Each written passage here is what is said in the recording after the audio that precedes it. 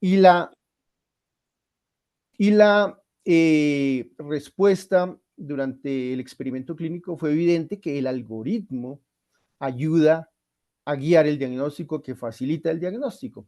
Entonces ya teníamos varias cosas. Un algoritmo desarrollado con metodología Delphi, un algoritmo valorado en experimento clínico con resultados positivos.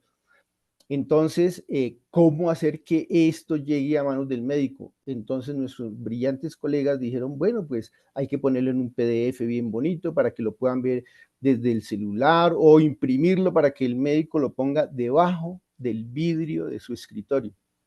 En ese momento salta la gente joven y mejor preparada, dice, a ver, ¿cómo así? Tenemos un algoritmo, ¿cierto? El paso siguiente es convertir eso en una herramienta de inteligencia artificial. Entonces, nos enseñaron que esto que tenemos acá es el primer paso de cualquier proceso de inteligencia artificial, ¿ya? Los algoritmos son la base de todo el proceso de inteligencia artificial. Entonces decían, bueno, ¿cómo enriquecer esto con herramientas de inteligencia artificial? Pues este algoritmo hay que entrenarlo. Entonces nosotros decíamos, a ver, ¿cómo es que se entrena un algoritmo? Entonces ellos nos introdujeron en el mundo del aprendizaje, que las máquinas pueden aprender con procesos supervisados. Entonces preguntábamos, y bueno, ¿cómo es que aprende ella con un proceso supervisado? Digo, pues hay que enseñarle, ¿no? Por ejemplo, enseñarle el factor reumatoideo positivo es un elemento que orienta de manera importante hacia el diagnóstico de artritis reumatoidea. Hay que colocarle un marbete, una señal, un indicativo a la máquina de que esto es muy importante para llegar al diagnóstico de artritis. Y lo mismo con cualquier elemento clave, ¿no? Por ejemplo, que si hay un rash malar, ese rash malar pesa para que en el diagnóstico final se vaya hacia el lado del lupus eritematoso, un dolor articular asociado con lupus eritematoso. Y así en cada caso, ¿no? Entonces nos enseñaron que la máquina puede aprender si uno le enseña. Y eso es lo que hace el aprendizaje supervisado. Hay otras formas de aprendizaje, pero aquí les ilustraba yo sobre un proceso de aprendizaje supervisado. Y lo otro es cómo validar esto. Entonces aprendimos lo de Big Data, ¿no? Para que esto funcione, para que esto sea validado y haya un proceso de aprendizaje sólido, se necesitan miles de pacientes, miles de historias clínicas. Entonces comenzó nuestro calvario por nuestras bases de datos locales y había muchas muy buenas, pero nos faltaba el volumen de pacientes, ¿no? Finalmente tuvimos acceso a una base de datos de Estados Unidos, Optune. Son estas aseguradoras que tienen millones de pacientes y pues en esos millones de pacientes pues hay cientos de miles de pacientes con cuadros de dolor articular. Entonces, el siguiente paso era que un dispositivo leyera las historias clínicas, ¿no? Entonces, claro, imaginarán el volumen de leer cientos de miles de historias clínicas. Eso pues lo hacen, nos enseñaron el Machine Learning con el reconocimiento de textos. Entonces la máquina puede ser entrenada para hacer reconocimiento de textos. Entonces, por ejemplo, esa pregunta, ¿no? Si la intensidad del dolor es matutina preferencialmente o vespertina, que eso ya, recordemos, semiológicamente orienta hacia artritis, artrosis, pues bien, la máquina tenía que buscar en miles de textos donde aparecía este concepto de la intensidad del dolor, si matutina o vespertina, o cualquier otro elemento, ¿no? Cualquier otro elemento que vemos acá en el algoritmo, ¿no? Que si la radiografía tiene disminución del espacio articular, que si el anticuerpo anticitrulinado resultaba positivo, y claro, había que enseñarle a la máquina cuáles eran los rangos que consideraban los reumatólogos para hablar de un valor positivo o negativo.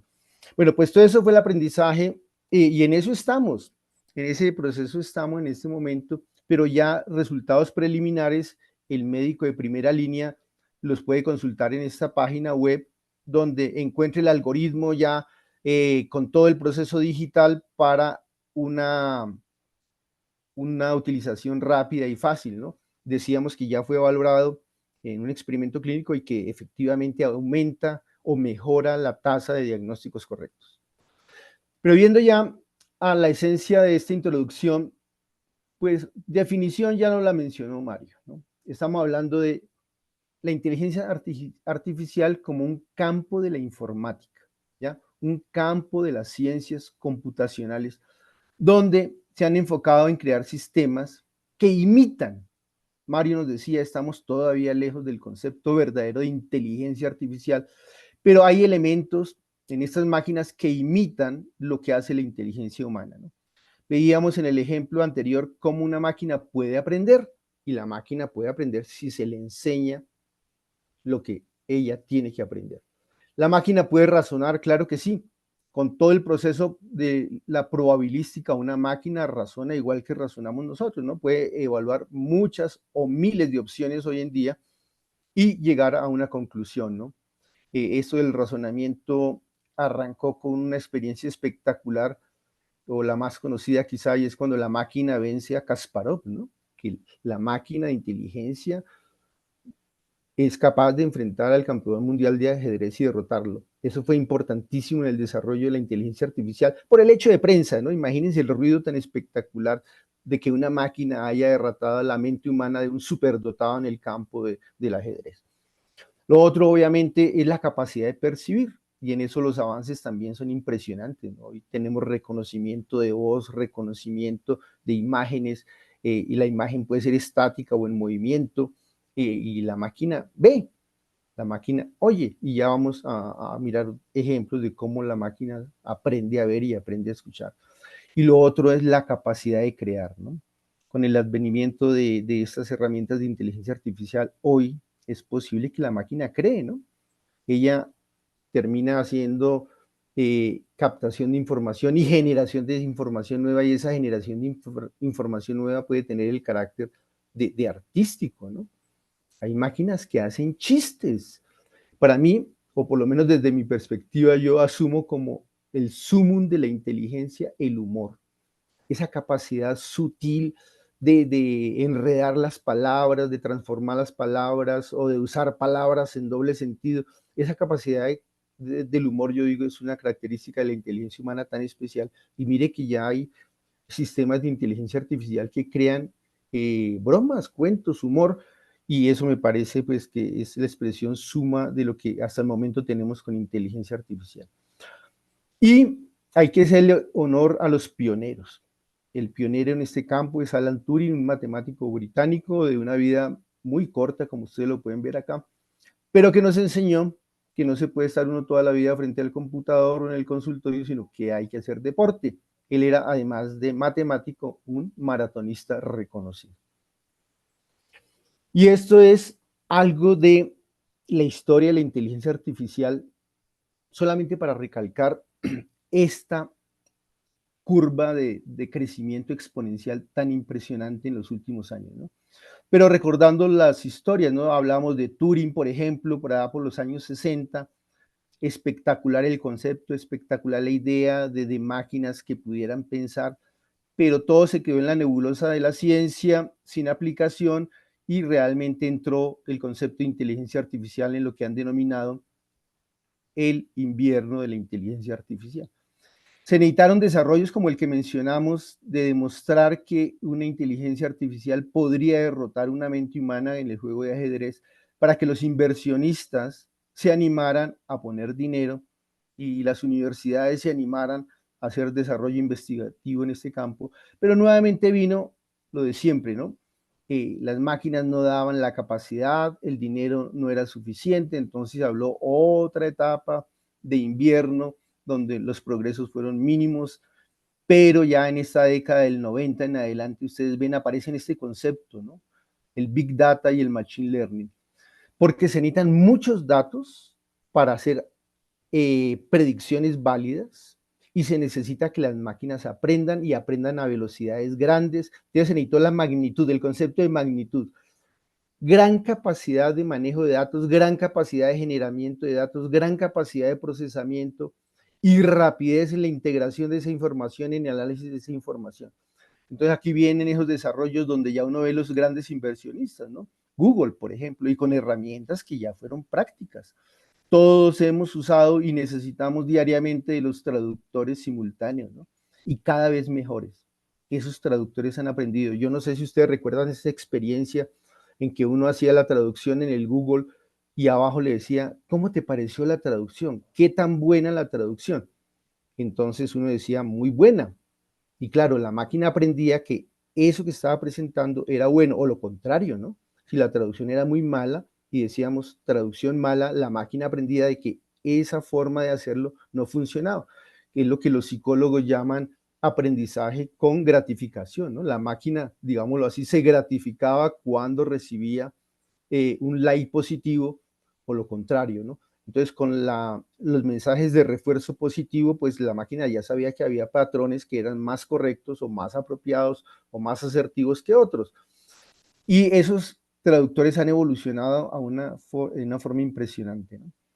Recuerden también que la máquina nos decía, propone usted una mejor traducción. Entonces, si uno veía una frase muy loca, pues uno colaboraba. En ese momento estábamos colaborando al desarrollo de una máquina de inteligencia artificial para hacer traducciones, ¿no? Nosotros arreglábamos la palabra, la gramática, y la máquina aprendía de esos millones de personas que estaban conectados a esos traductores simultáneos, mejorando cada vez más, y hoy en día sabemos que son muy buenos. Realmente, cuando yo hago una traducción con un aparato de eso, ya lo que tengo que corregir gramaticalmente, ortográficamente o conceptualmente ya es bastante menos de lo que hacíamos en el pasado. Bueno, y estamos ahora sí en el verano definitivamente de la inteligencia artificial, todo con la llegada de los GPTs, ¿no? Este GPT que traduce el G de generativo, el P de preentrenado y el T de transformador, ¿no? Entonces son estas máquinas que tienen capacidad de hacer transformación con base en modelos predeterminados o preentrenados y generar información nueva, ¿no? Porque finalmente lo que termina haciendo estas máquinas es recopilar información de muchas fuentes y a partir de eso crear textos, ¿no? Textos absolutamente nuevos que le facilitan a uno la vida, ¿no? Yo hablo de textos, pero puede ser cualquier otra cosa, ¿no? Puede ser un programa de codificación, o puede ser un video, o puede ser una pintura. Así que estamos en esa fase donde hay generación a partir de la información que se ha almacenado y se ha analizado. Y hablando de los fundamentos, pues los fundamentos vienen de todas las áreas del conocimiento, ¿no? Con los fundamentos de la lingüística se han alimentado estos procesos de lenguaje natural, ¿no? De interpretación, entendimiento del lenguaje natural para hacer procesamiento del lenguaje natural. De las matemáticas heredamos todo el concepto de algoritmos, de la neurociencia hemos aprendido todo el concepto de redes neuronales. Así que bueno, son todas estas ramas de la ciencia que han contribuido al desarrollo de los fundamentos o que le han dado fundamento a la inteligencia artificial.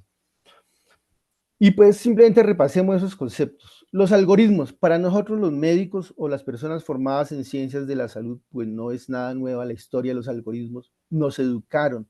Toda la pedagogía del aprendizaje nuestro está basada en el concepto de algoritmos para resolver un problema, para hacer un diagnóstico, para la ejecución de un proceso terapéutico. Tenemos algoritmos todo el tiempo o lo tenemos frente a nosotros en el libro o lo tenemos en la cabeza, pero trabajamos con base en algoritmos, ¿no? Todo el tiempo nos estamos preguntando, esto es nociceptivo, esto es neuropático, y el algoritmo terapéutico, ¿qué tengo en primera línea, qué tengo en segunda línea? Y todo en algoritmo, ¿no? Cuando yo veo esta molécula, amitriptilina, inmediatamente me viene el algoritmo edad, ¿no? Es una persona, es un hombre, es una mujer, y si es un hombre, ¿qué edad tiene ese hombre, no? Con dolor neuropático, sabemos automáticamente, nuestro algoritmo mental nos está diciendo amitriptilina, hombre mayor, problemas de próstata, probablemente no sea en la elección a pesar de que esté en primera línea y nos obliga a buscar en otro lado. Así que esa forma de razonamiento que se le ha enseñado a las máquinas, nosotros la hemos venido manejando todo el tiempo en nuestro pensamiento, en nuestra formación médica. Y lo otro, las redes neuronales también la aprendieron los ingenieros de conceptos de neurofisiología, ¿no? Todos tenemos en la cabeza este proceso neuronal donde hay entrada de información y hay salida de información, ¿no? Hay información que llega y hay procesos de salida que son finalmente señales de retirada, por ejemplo, en el caso nuestro, ¿no? Un proceso desusceptivo puede generar una Pone, señal. por favor, esa sopita, Luisito. Esa sopa, la sopita. Por favor, silenciar los micrófonos. Bueno, estábamos hablando de que el proceso neuronal que le enseñó a los ingenieros, cómo es la historia de, hay señales de entrada, procesamiento de información y respuestas, ¿no? Que si el estímulo es termogénico y alcanza cierto nivel que puede ser lesivo, pues la respuesta será retirada. Pero no es solamente la información que llega a través de la neurona nociceptiva, ¿no? Es también la información visual. Por ejemplo, si yo estoy viendo que la placa está caliente y roja y siento en la mano la temperatura, pues tanto la señal visual como la señal táctil nos está indicando el riesgo y estamos retirando la mano por el riesgo de quemadura. Ese proceso lo trasladaron los ingenieros a lo que hoy llaman redes neuronales, como su nombre lo originario lo identificó claramente, ¿no? Entonces aquí en la entrada uno dice, nombre, Mario Paz. Entrada 2, nacionalidad, seguramente en algún registro aparece Ecuador. Aquí en Spotify, Julio Jaramillo, y va metiendo información de Mario Paz, toda la información que le estamos entregando a través de los sitios web, y finalmente hay una respuesta, ¿no? La salida puede ser el listado de Spotify, entonces va a poner que a Mario Paz le gusta Julio Jaramillo y los tangos, y por allá probablemente en último lugar, pero sigue apareciendo con algo de insistencia Karol G, ¿no?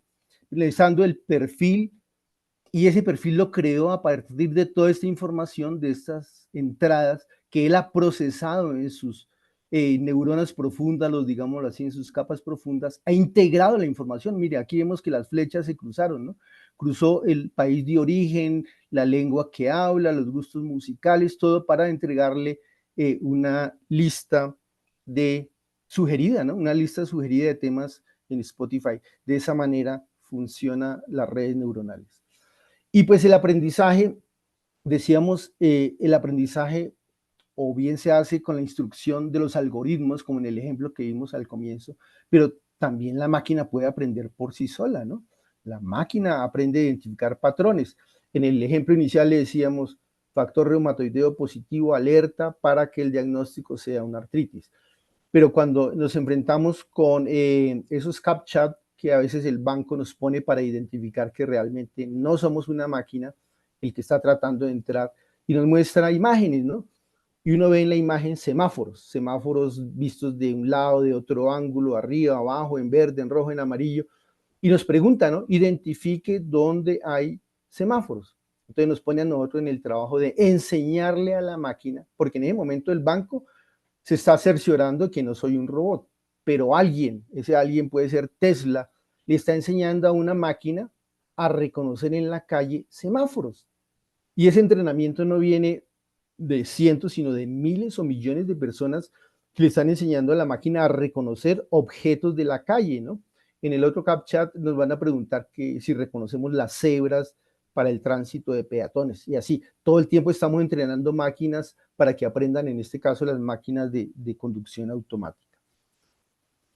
Y el otro elemento de la inteligencia artificial es este procesamiento del lenguaje natural, entendiendo pues que la máquina no captura el hola miñaño, sino ese hola miñaño es un código numérico, ¿no?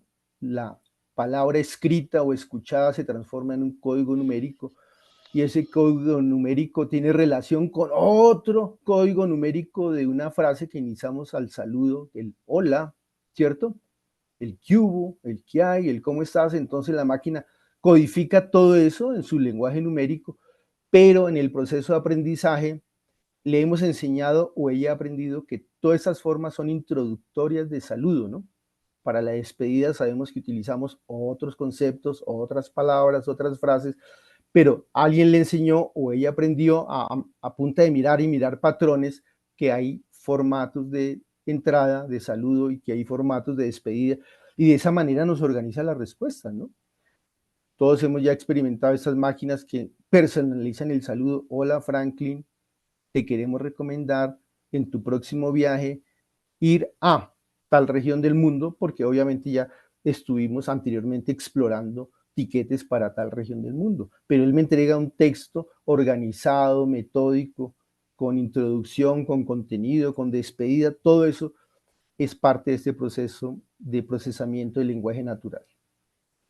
Y bueno, ahora sí entramos a la parte divertida, que son las aplicaciones de la inteligencia artificial en ciencias de la salud, y pues hoy en día la lista es infinita, infinita lo que podemos hacer en ciencias de la salud, pero para eso están invitados nuestros expertos, ¿no? Para hablar de inteligencia artificial en medicina del dolor tenemos a nuestro invitado, nuestro hermano mayor en América Latina, Brasil, de Brasil pues viene el doctor Bastos, y luego está el doctor Guerrero desde Bogotá hablándonos de inteligencia artificial en el manejo intervencionista del dolor.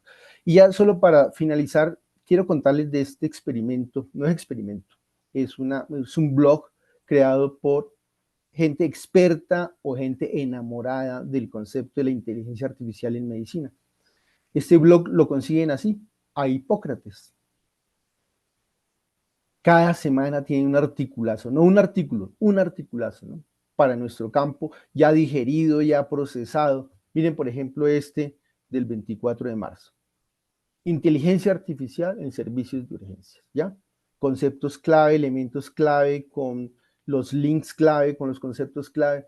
Mire este, por ejemplo, para el pediatra.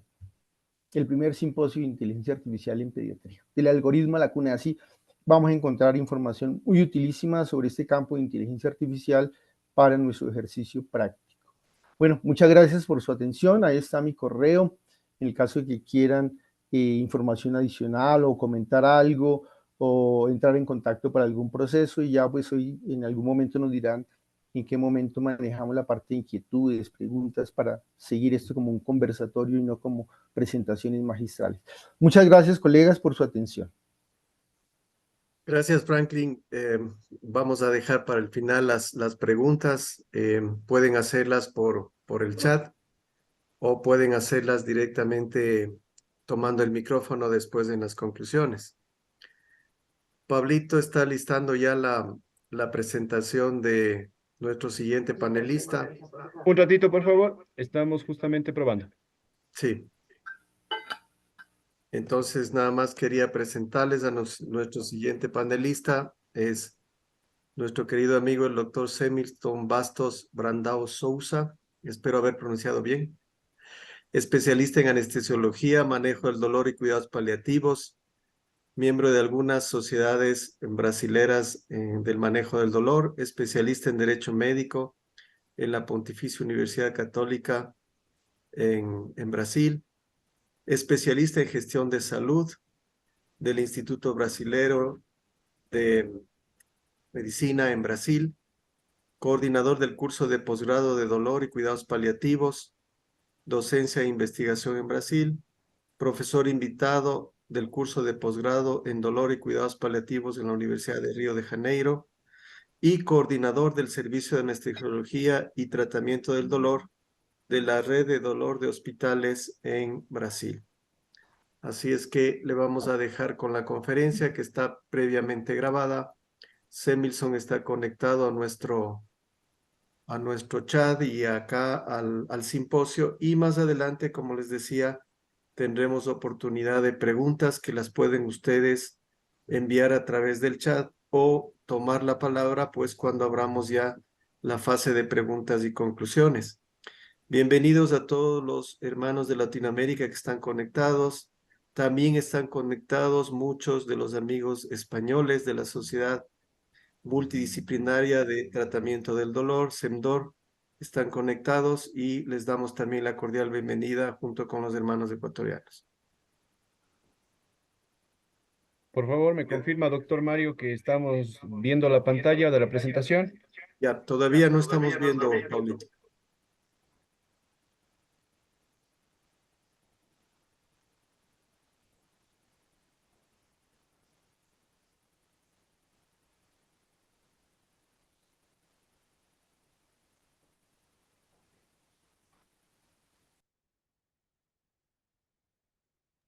¿Me confirman, por favor?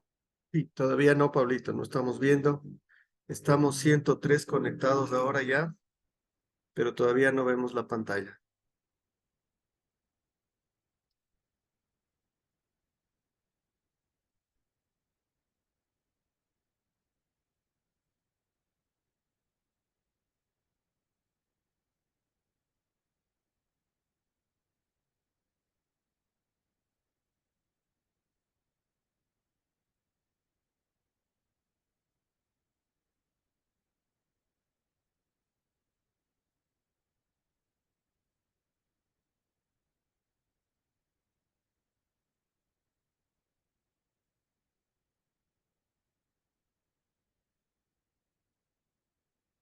Parece que hay algún problema técnico, no sé. Pablito, ¿cómo estamos? Estamos corriendo la pantalla, no sé si me están viendo todos. No, no vemos la proyección todavía.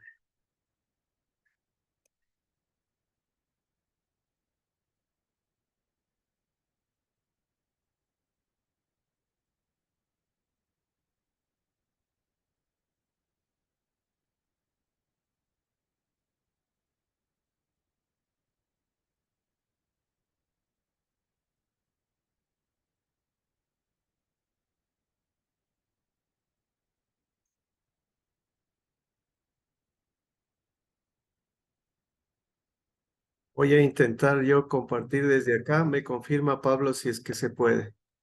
¿Está viendo mi Listo. pantalla? Pablo, ¿está viendo mi Sí, pantalla? estamos Sí. viendo la pantalla, Voy a doctor. compartir yo desde acá porque usted no va a poder. Me confirman si es que hay sonido. ¿Está sin sonido? Sin sonido.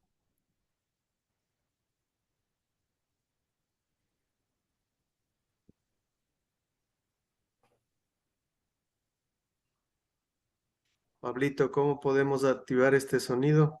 Doctor, lo que podemos hacer es, por favor, deje de compartir su pantalla para que no bloquee la señal de acá y yo lo intento Ya. nuevamente desde acá.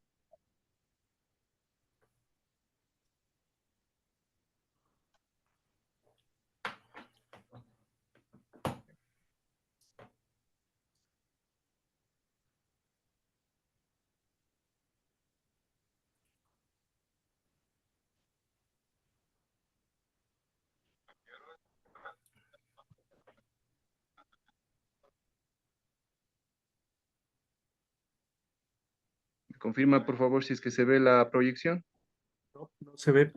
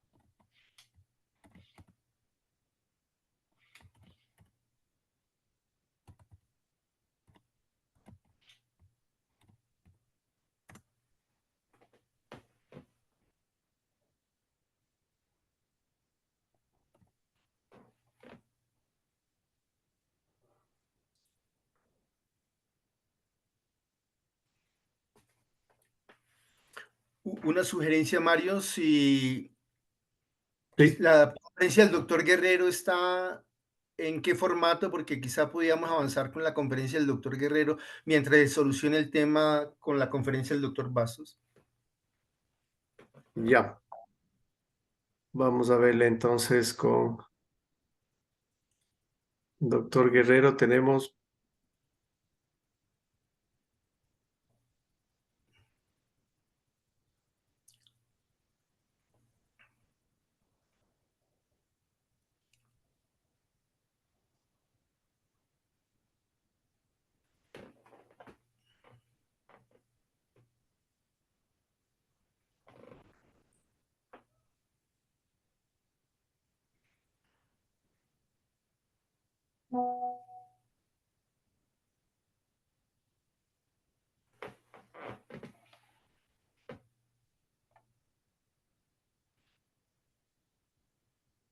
Bien, no sé si se ve la conferencia, se ve la pantalla.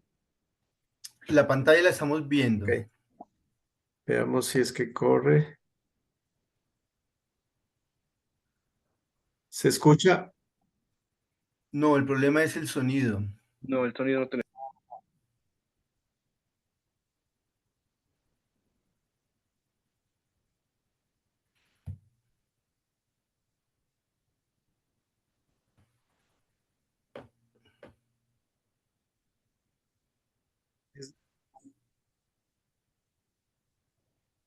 Es del sonido.